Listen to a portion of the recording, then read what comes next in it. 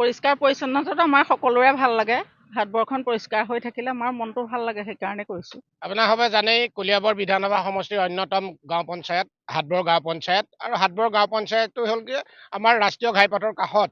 সেইকাৰণে আজি আমি এটা পদক্ষেপ লৈছোঁ যে আমি হাটবৰ গাঁও পঞ্চায়তৰ যিখিনি ব্যৱসায়িক প্ৰতিষ্ঠান আছে আৰু আমাৰ মূলা গাভৰুৰ উদ্যান আছে, আৰু মূলা গাভৰু উদ্যানৰ সন্মুখত আমাৰ আত্মাৰাম শৰ্মা ক্ষেত্ৰৰ উদ্যান আছে, এই গোটাইখিনি আমি স্বচ্ছ ভাৰতৰ অংশ হিচাপে আমি গোটাই চাফ চিকুণ কৰি পেলাই আমি সুন্দৰভাৱে হাটবৰ গাঁও পঞ্চায়তক আমি প্ৰতিষ্ঠা কৰিব বিচাৰোঁ।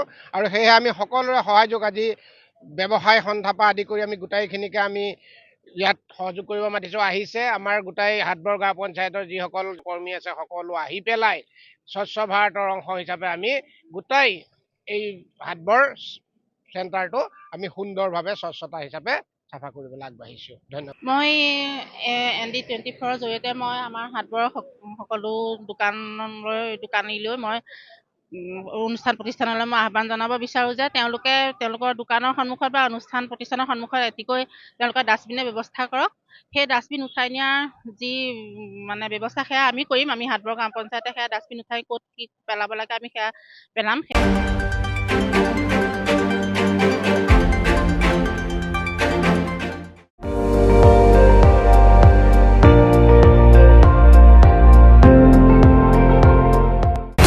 আপুনি চাই আছে ND24, সৰ্বশ্ৰেষ্ঠ নহয় সৰ্বোত্তমৰ দৌৰত।